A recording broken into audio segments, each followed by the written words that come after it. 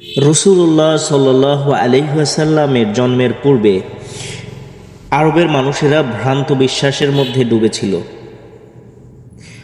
পৌত্তলিকতা, অশ্লীলতা, শিরক, বিদাত ও বহুত্ববাদের ঘোর অন্ধকার ভেদ করে চিরভাস্বর ও চিরজ্যোতিষ্মান ইসলামের সূর্য যখন নবায়িত আলোচন বন্যায় উদ্ভাসিত হয়ে আত্মপ্রকাশ করল, তখন প্রচলিত সকল বিশ্বাস এবং মতবাদের অনুসারীগণ একদম হতচকিত হয়ে পড়ল।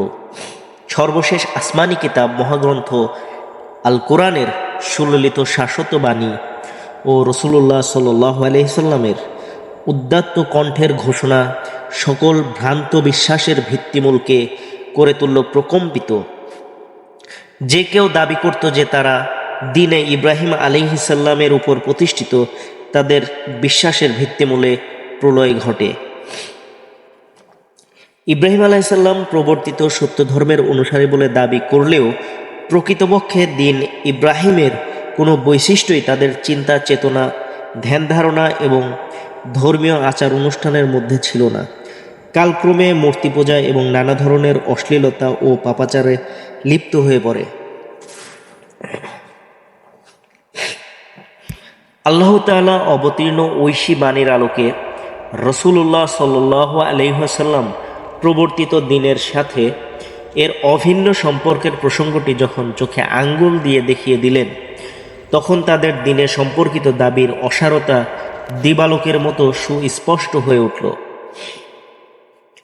ইহুদিবাদের অবস্থাও ঠিক এরূপই ছিল। অসার বাহ্যিক স্বেচ্ছাচার ছাড়া তেমন আর কিছুই ছিল না ইহুদিদের মধ্যে। ইহুদি পুরোহিতগণ আল্লাহকে ভুলে গিয়ে নিজেরাই চেয়েছিল প্রভুর আসনে সমাসীন হতে। ধর্মের আবরণে তারা চেয়েছিল পার্থিব প্রতিষ্ঠা। ধর্মের দোহাই দিয়ে তারা চাইত সাধারণ মানুষের উপর তাদের নিজ মতামত সম্পর্কিত প্রভাব বিস্তার করতে। তাদের মুখ্য উদ্দেশ্য ছিল সম্পদ সংগ্রহ করে সম্পদের পাহাড় গড়ে তোলা। সম্পদ সংগ্রহ করতে গিয়ে তারা ধর্মকর্ম যদি চুলোয় যায় তা যাক, অবিশ্বাস বা অধর্ম যদি বিস্তার লাভ করে তা করুক, তাতে তাদের কোনো সমস্যাই নেই। এই ছিল ইহুদিবাদের প্রকৃত রূপ। খ্রিস্টান ধর্ম সত্য বিবর্জিত শিরক ও পৌত্তলিকতায় ভরপুর ছিল।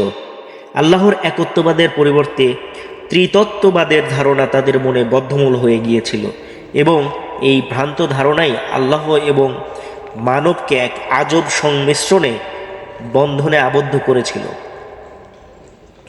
উপরন্তু যে আরববাসী এ ধর্ম গ্রহণ করেছিল, প্রকৃতপক্ষে তাদের উপর উক্ত ধর্মের কোনো প্রভাব প্রতিফলিত হয়নি, কারণ এর আদর্শের সাথে তাদের প্রচলিত জীবনযাত্রা প্রণালীও পরিত্যাগ করতে পারছিল না।